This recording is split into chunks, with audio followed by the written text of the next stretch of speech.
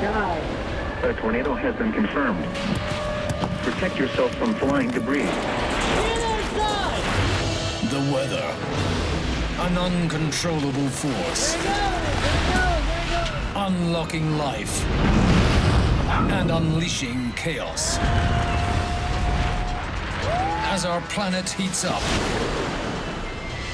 the weather is getting more extreme. Oh my God! More terrifying. That is insane. We're gonna lose everything. And even more catastrophic. God damn it, go! With incredible self-shot footage. Golf ball size hail! It seemed like a war zone. From the front line of fear. The heat and the smoke, it was so intense. We witness firsthand. We can't stop the water. Water is the strongest force we have on Earth. The wrath of Mother Nature. Do you see flames from where you are right now? In every direction, yes. Large tornado! From twisted tales of terror. It looked like a bomb went off. Earth-shattering natural disasters. We didn't have time to get out. We felt a huge earthquake. And stories of sheer destruction. It was sad. Like I've never seen the devastation with my own eyes. We meet the people who have stared death in the face. I was under the water and fighting for my life. Absolutely crazy. Oh my God! Oh my God, oh my God. And survive the full force of the world's deadliest weather.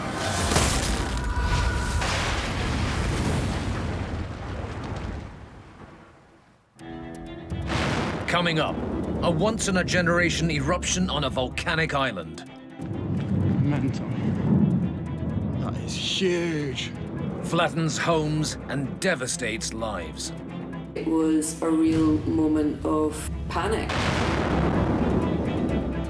People fleeing from their homes, grabbing whatever they can do to get out. In the United States, heavy rain and snowmelt submerge a town. That car got flipped over. Oh boy. A father and daughter are trapped in their car. You guys want to come in here? Okay. In Italy, giant hail pulls up pavements and traps drivers in their cars.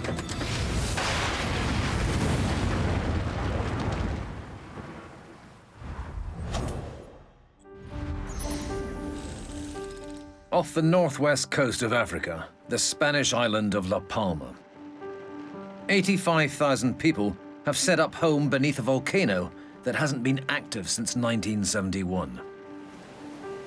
50 years later, there are rumors of a potential new eruption. Kelly Smith has lived on the island for 13 years. A friend from Tenerife messaged me and she asked me if the rumours were true. And I said to her, what rumours? And she asked about the volcano. And I said, what volcano?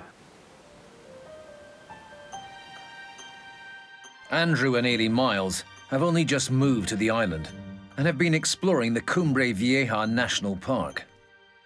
The old volcano crater is just a passing dormant feature of the landscape.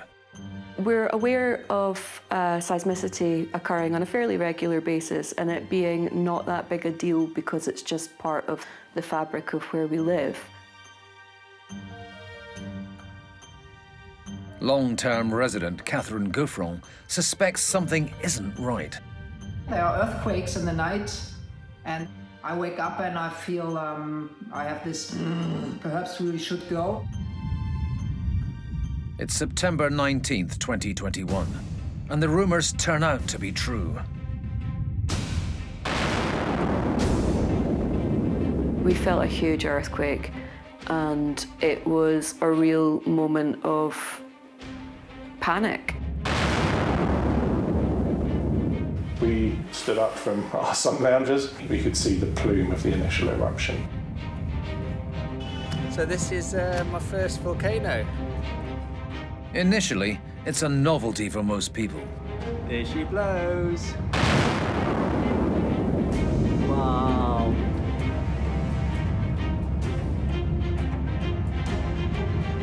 But early fascination soon turns to fear. I went outside and just saw a puff of smoke coming from the middle of the mountain. If I'm honest, I was a little bit nervous. My stomach started to churn. Over the next few days, the eruption from the Cumbre Vieja volcanic ridge is beginning to develop. I don't think many people have dealt with a live volcano in front of their face. It's like nothing on Earth. I was scared. My first reaction was the lava was going to come towards the house and wipe us out. Andrew and Ailey are away from home, and it's not clear if their house is vulnerable. It was immediately a much more tense situation. It was scary. It was potentially going to be where our house is.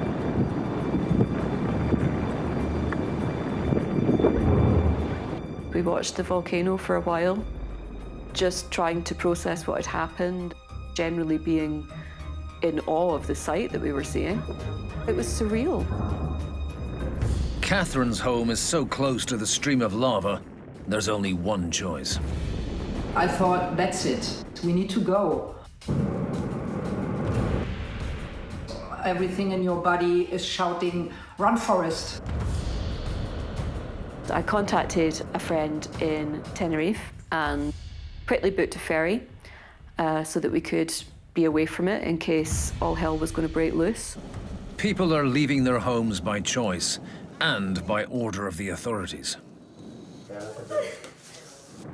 An exclusion zone set up around the volcano, while fountains of molten lava spew to the surface.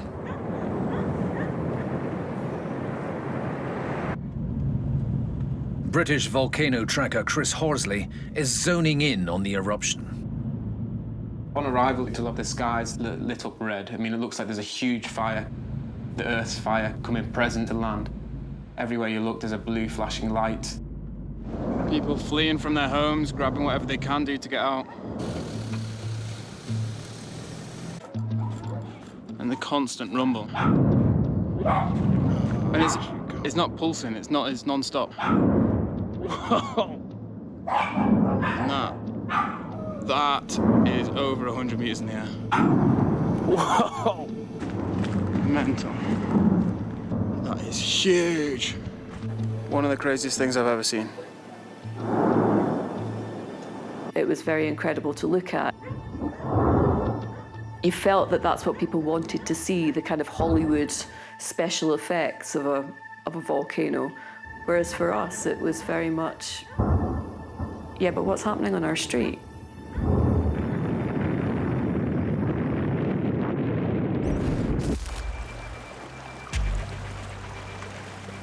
More deadly than rivers of molten lava is fast-flowing floodwater. In the summer of 2021, the city of Zhengzhou in the Henan province of central China was underwater.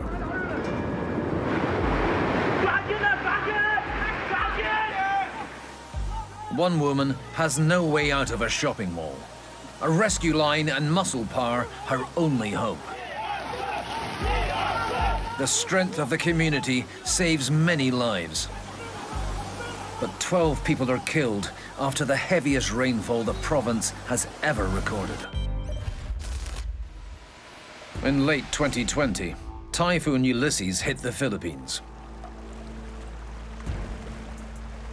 The town of Marikina was reported to be in a state of calamity by its mayor. Residents' homes were devastated and family pets abandoned until their owners could return to help them out. The Marikina River rose a spectacular 22 meters, forcing the community to make homemade tightropes to reach isolated buildings. With one rescued, this fearless dog lover went back for his second furry friend. But keeping his balance was tricky.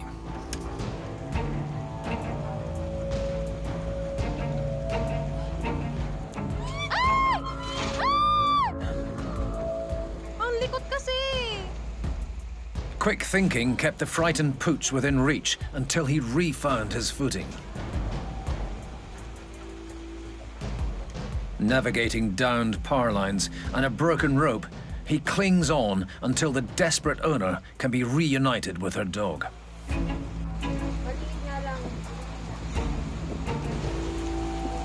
And he can save himself.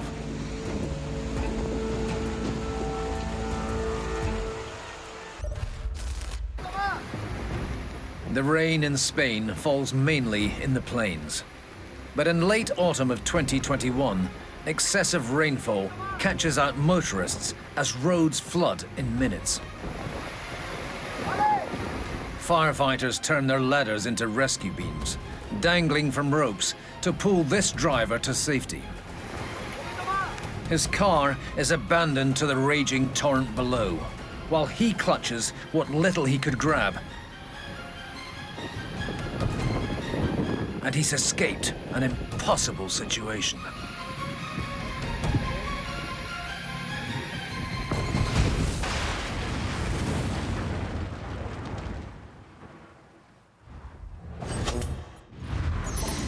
On the border of Canada, in the northeast corner of Washington state, lies the small town of Sumas.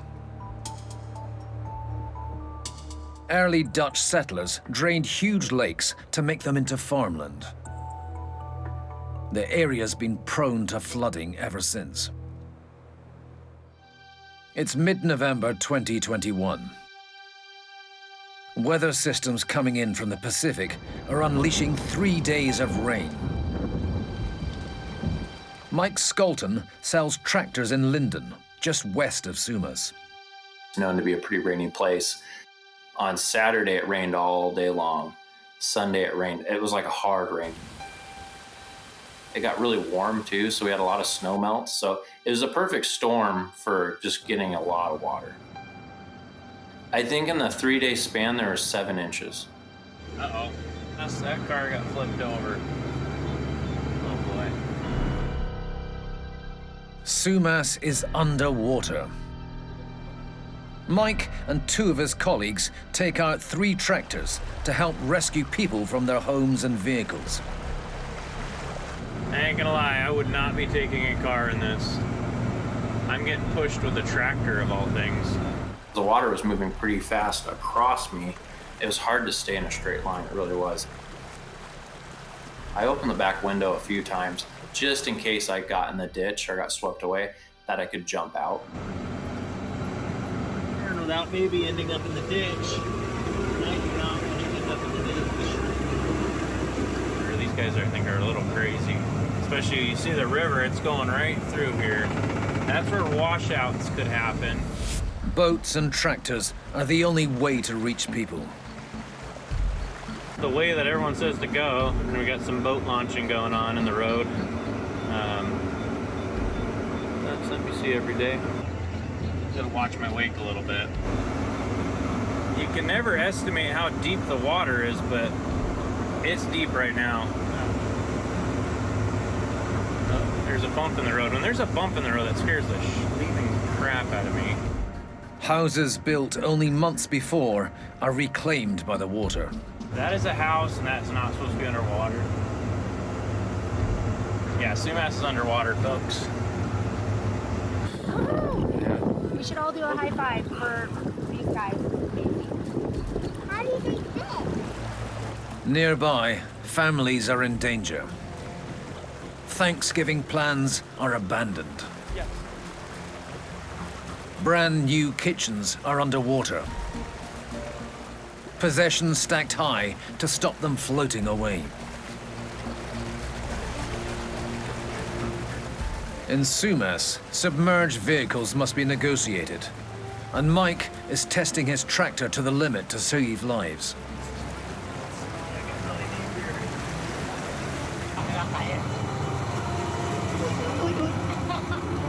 There you go. So you sit here. Can you ride on the back right here? There's devastation everywhere. Families are plucked to the safety of the cab. That's right, we came to get you. What's your guys' name? Mario, Alicia. Alicia? And what's your grandma's name? Voila. Voila, nice.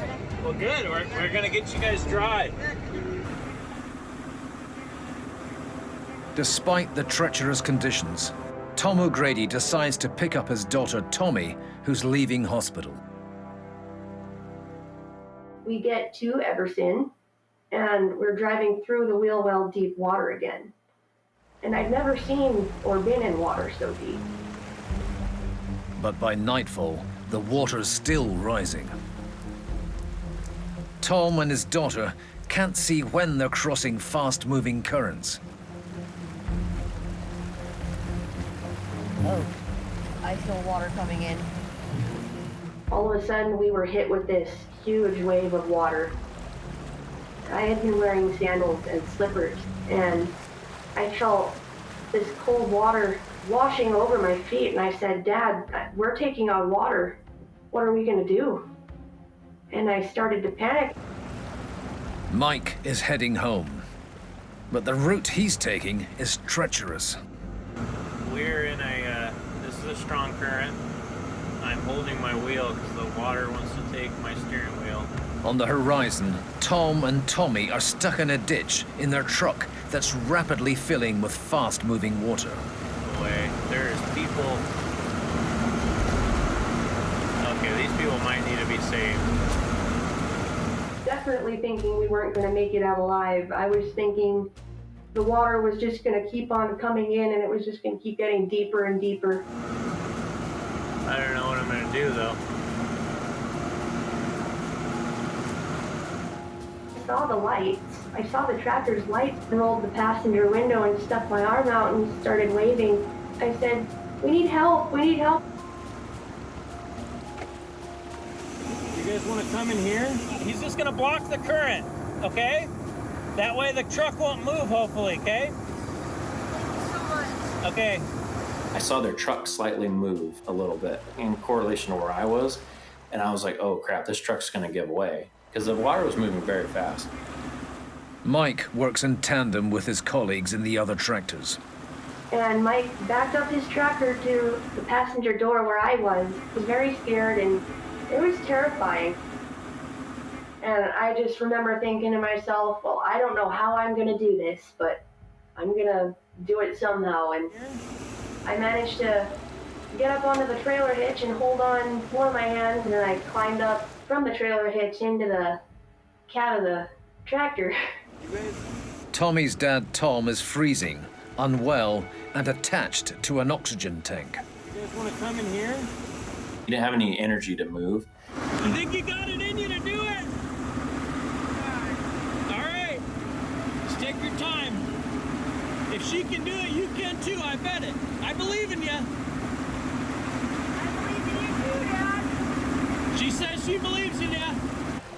He honestly didn't think he was going to make it. He didn't want to tell me. I wanted to cry. I was just, "Dad, please don't give up. Please don't give up. I honestly do believe in you. You can't give up now. I still need you." After a slow shuffle across the seats, Tom finally makes it to the open window and out of the truck. Oh my God. Off we went, and then not even 10 seconds after that, my dad watched his pickup get carried off into the blueberry field across the street. The truck just got swept away. It was just gone. The truck's washed downstream, but Tom and Tommy are safe. It was nothing less than a miracle. I'm pretty sure without Mike's help that my father and I would have been 2 more statistics added on to the one tragedy that had already happened. As a human in this world, we're called to help people. If I'm in trouble, I hope people would help me.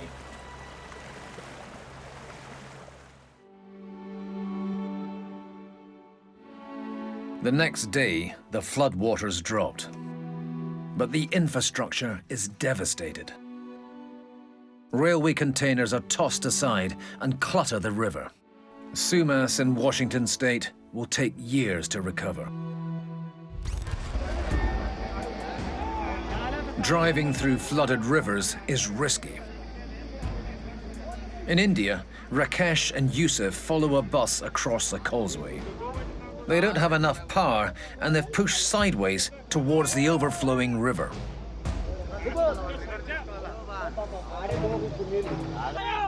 Over the edge and downstream. 2 days of torrential rain take the 1-ton vehicle for a ride. The engine's flooding and water's leaking through the doors. Rakesh and Yusuf have no idea what to do. Heavy currents carry them 100 meters before they come to rest on the riverbed. As the river claims their car, they have to make an emergency evacuation. Luckily, helped to safety by locals making a human chain to stop them being washed away. This bus is also no match for the power of water. 30 Indian soldiers bail out of the open windows. Those who can swim must struggle against the current to survive.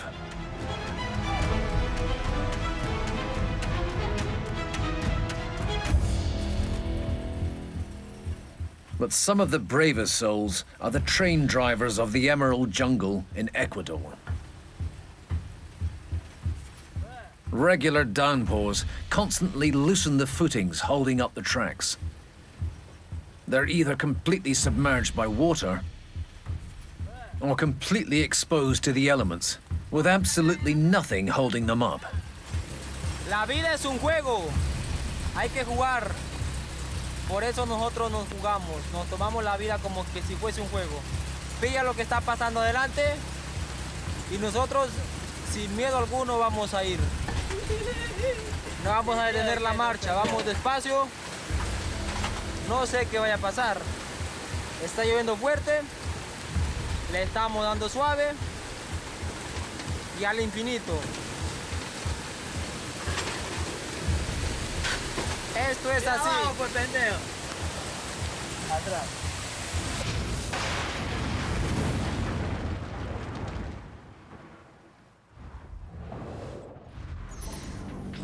Back in the Canaries, on the island of La Palma.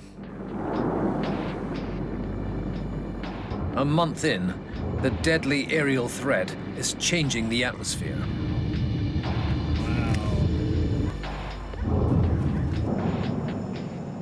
As new craters erupt, there's a climate of fear. The air is thick with ash clouds. Volcanologist and rock specialist Professor Valentin Troll is one of the first on location. Hello, hello. We are in La Laguna. Inside the evacuated area. So here a very quick impression from a little kindergarten here. That is of course in the evacuated zone, so all kids have left. This is kind of nice because we see a bit of ash deposits here. First thing that really struck me was the volcano itself. It had grown to a considerable size by then, and it sits above the villages of Tacande and La Laguna and El Paso. There was this rather big edifice with fire fountains coming out. The island, like a pressure valve, releasing molten lava as it did when the island was formed.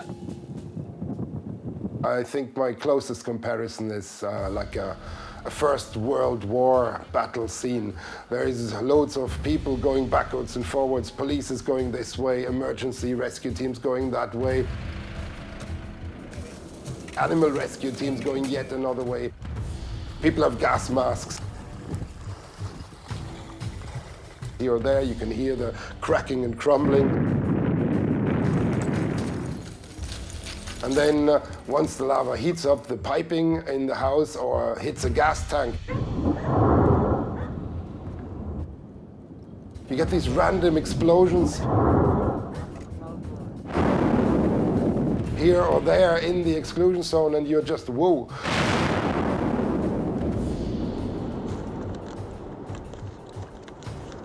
It's like a battlefield. It's a chance for a Valentin to get up close to giant crawling lava lobes.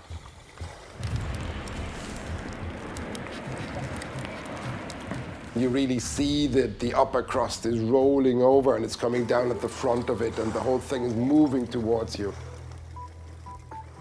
When it's safe, temperatures are tested. What's the maximum that goes up The to? maximum is 500. Oh, I see. It stops at 500. It's still very, very hot. So we hope that we can get one of those blocks here quenched in a few minutes. Oh, beautiful. And rock samples taken.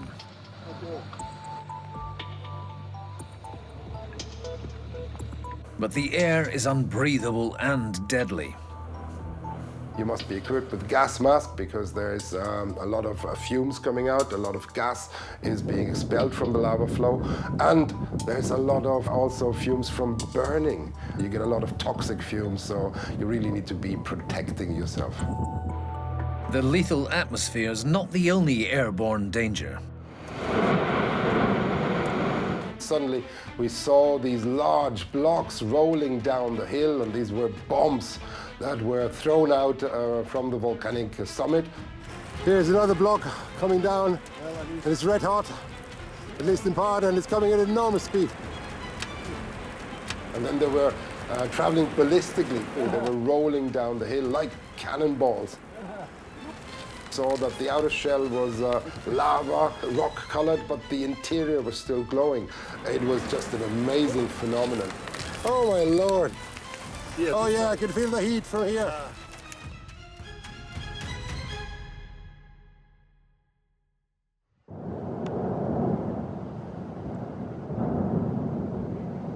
As the days roll by, the volcano summit is growing. British volcano explorer Chris Horsley is right in the middle of it. You feel the tremors run through the ground. As soon as that goes, you feel the aftershocks come right through you. Whoa! I just had the drone up. Chris's mission is to 3D map the volcano alongside the academic community. It's quite bizarre to see images of like main roads, stations and shops, and then just a wall of fresh material tumbling its way through, ripping everything apart. It's just like Earth's bulldozer just plowing through. Y todo que lo tenemos aquí va en la misma dirección que iba la primera vez que bajó. Completely destroying everything in its path. All around, hundreds of homes are being submerged.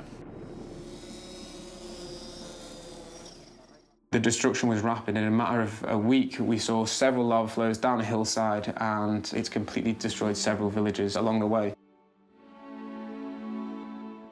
The last thing we want to hear is, why did you build a house on a volcano? They know it's a volcanic island. That's not the point. There's an element you are on a ticking time bomb. Catherine Gouffron's house is amongst many buried in lava and ash. When you recognize that it will not stop, it's like waiting someone who's dying, and you know that he will die, and every day is a little bit of hope, but finally there's no hope.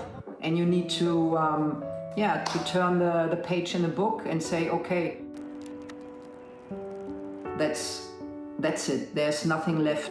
Right now, I'm afraid of the moment when I will go the first time to see how our house was, because everything is dead. That's it. There's no life in it. Catherine's home and her neighbours' properties near Las Manchas are entombed. So we are approaching the outskirts of Las Manchas here, and as you can see, the ash cover is very thick. Valentin Troll is one of the few people allowed access to the area. And of course there is grain size variations, very unpleasant to touch. The ash is quite a phenomenon. I mean, the ash layers are really thick by now. One of my colleagues called it black snow or the devil's snow.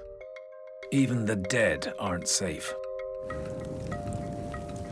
We're here at the cemetery in Las Manchas, and this is the lava that has intruded the cemetery only a few days ago. The team are inspecting a cemetery overrun by lava and ash when the culprit threatens to explode. So we are now seeking shelter under the roof of a petrol station. Suddenly the ashfall picked up, the wind picked up, and the sulfur in the air became a real sting. We were immediately, of course, putting our gas masks on and putting the safety equipment on, but within minutes we realized this is a very serious thing. So we were just unlucky. But the wind is blowing a lot of ash and lapilli around, which is a bit unpleasant. The sulfur smell is actually quite intense. Apparently, concentrations are bearable. And the volcano's reawakening. Suddenly, the volcano turned really explosive.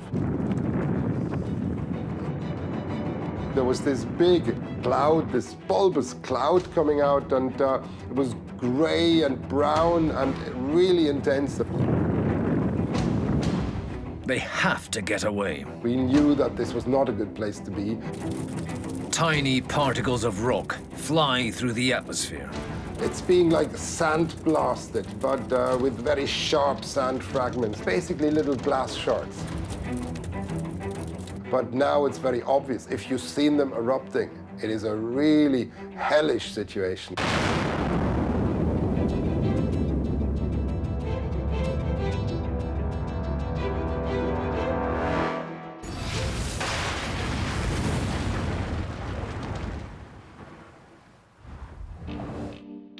In northern Italy, the province of Palma. Usually a beautiful place to be in the summer months, with average temperatures of over 30 degrees Celsius. It's July 2021. Riccardo Capuano is on the A1 near Palma, heading to his head office in Milan. Prima che ci fosse la tempesta sembrava fosse tutto normale. Solo quando qualche minuto prima che accadesse tutto mi sono reso conto che all'orizzonte il cielo era veramente molto scuro. The dark skies on the horizon are not a good sign. And the heavens break. Quando è iniziata la grandine non riuscivo a vedere neanche ad un metro dal parabrezza del mio van.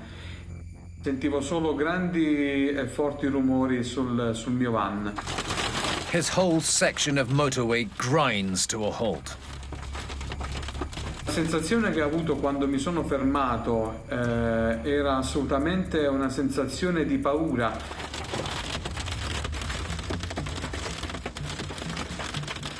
Che poi è cresciuta sempre di più mano a mano che l'evento si mostrava sempre più intenso. In Luzzara, hailstones are battering gardens. The wind bending trees. Lumps of ice wrecking all in their path.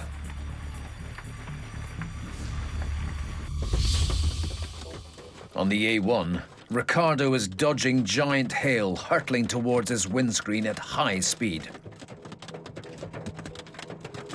Il vetro ha iniziato a rompersi, piano riuscivo a vedere delle schegge di vetro che diciamo erano causate dalla rottura del vetro, quindi piano il vetro si è tutto rotto.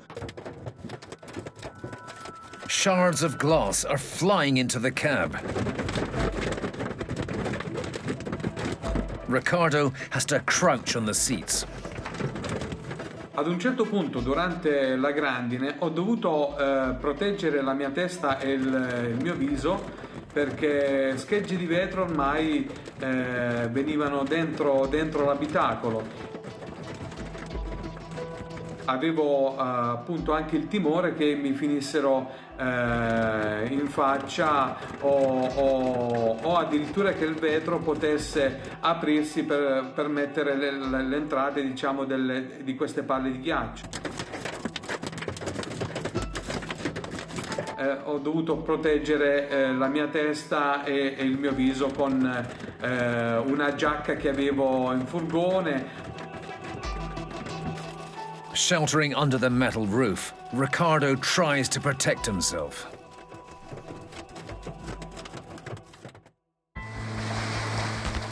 Nearby, most people are safe in their houses, but can only observe as giant ice balls fill the sky.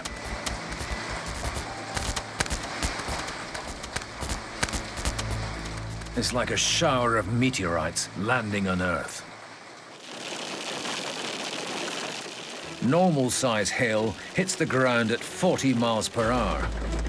But these giant ice bombs are knocking on northern Italy at around 70 miles per hour. La mia paura principale era che il vetro cedesse completamente e quindi ho provveduto a proteggermi principalmente la testa, mettendomi con i piedi sul sedile e cercando di proteggermi con la cappotta della macchina. After 10 minutes of hail hell, the storm passes. Quando sono uscito dal mio van ho visto una situazione che non avrei mai immaginato di poter vedere nella mia vita.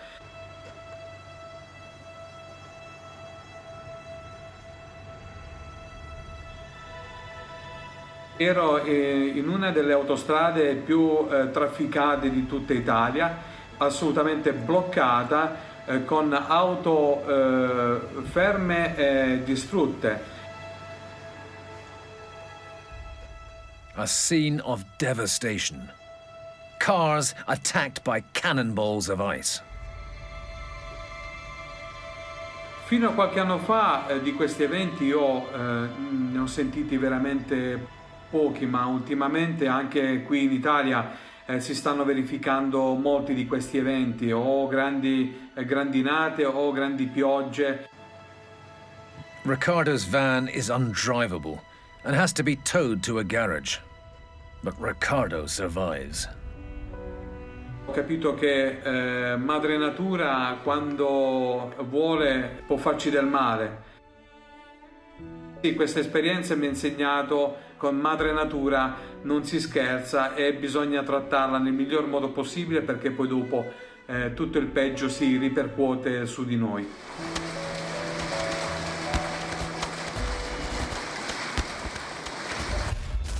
Extreme hail is a global phenomenon. Oh my god! Oh my god! It knows no boundaries. Oh my god! Oh my god! I'm scared! I'm really scared! I'm scared! A fishing trip in British Columbia freaks out all on board. One dark cloud amongst blue sky dumps its frozen payload.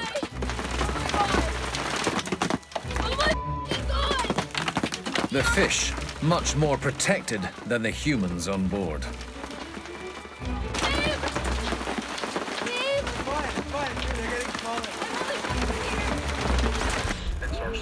In Massachusetts, snow is dislodged from an SUV.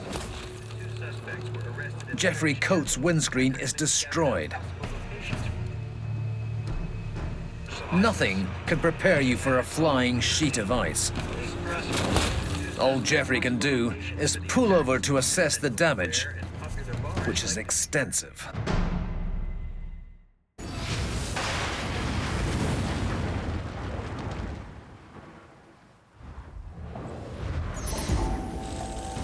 Back in La Palma, the volcano's in a record 85th day.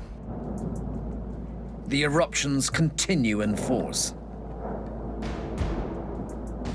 No one knows when the chaos will end.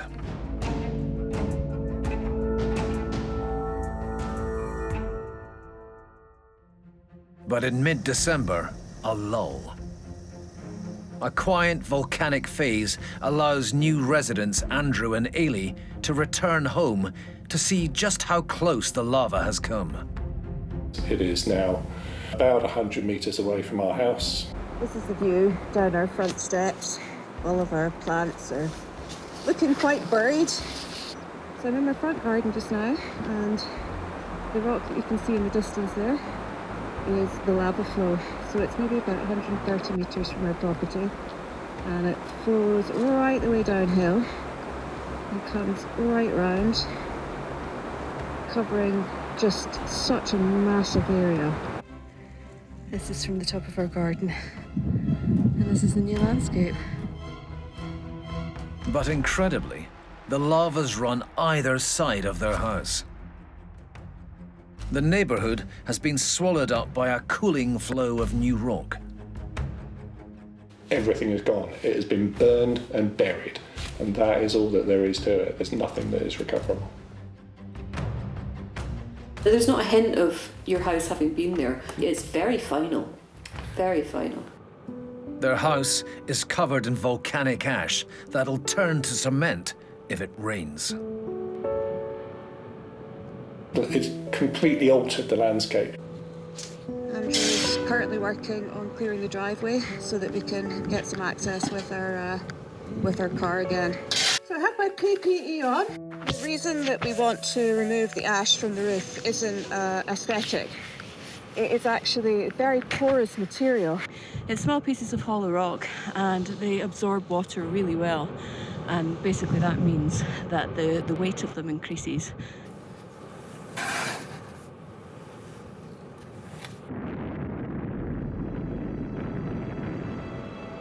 The Cumbre Vieja National Park is now much calmer, but seismic activity continues.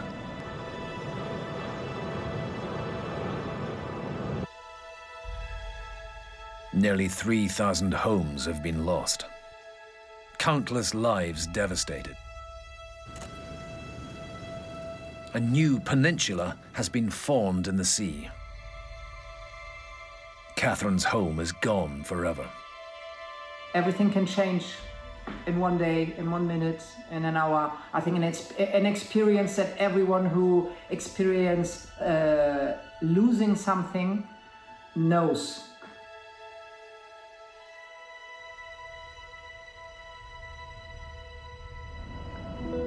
Andrew and Ailey still have no idea if their home will survive.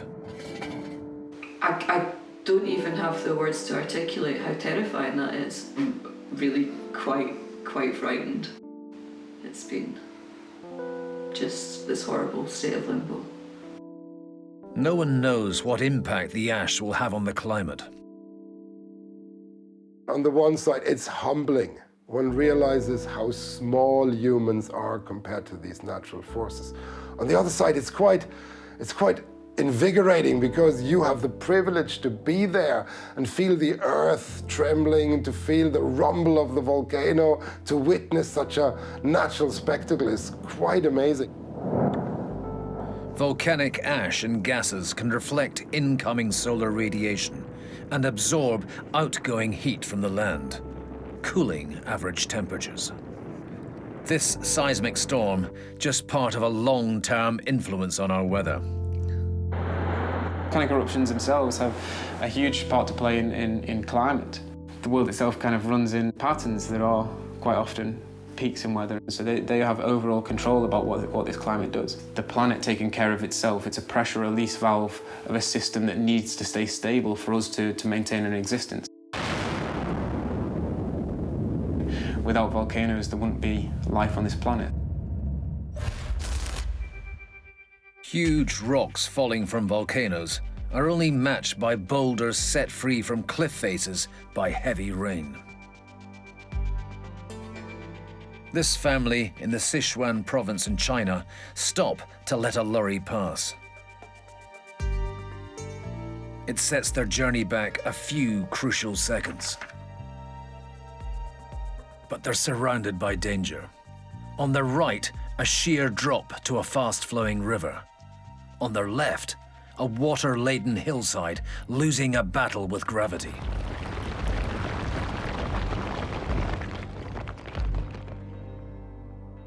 no one knows if they've survived. A few seconds of delay. The difference between life and death. A year later, in the same area, loose boulders hang in the hillside above a petrol station. When one of the staff hears a rumbling from above,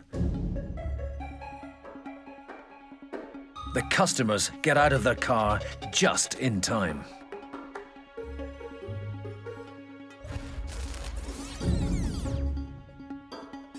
To begin with, it's just dirt and debris.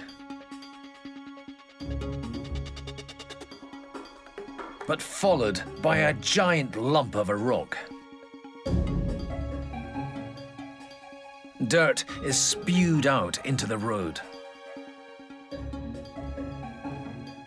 sending hard hats flying and dogs fleeing. Meanwhile, this father and son hear a rock hit their roof, when suddenly they're plunged into darkness in the narrow ravine. Tons of rock engulf them. Somehow, they steer out of trouble and abandon the badly dented car.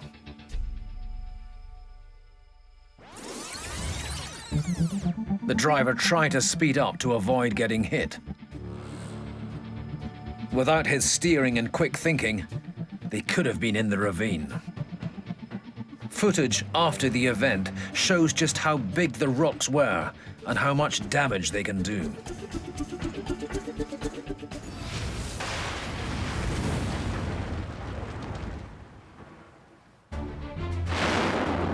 In this episode, we have witnessed the destructive power of volcanoes. Everything can change in one day, in 1 minute. I don't even have the words to articulate how terrifying that is. We've seen how rain... He's just gonna block the current, okay? and hail can threaten lives.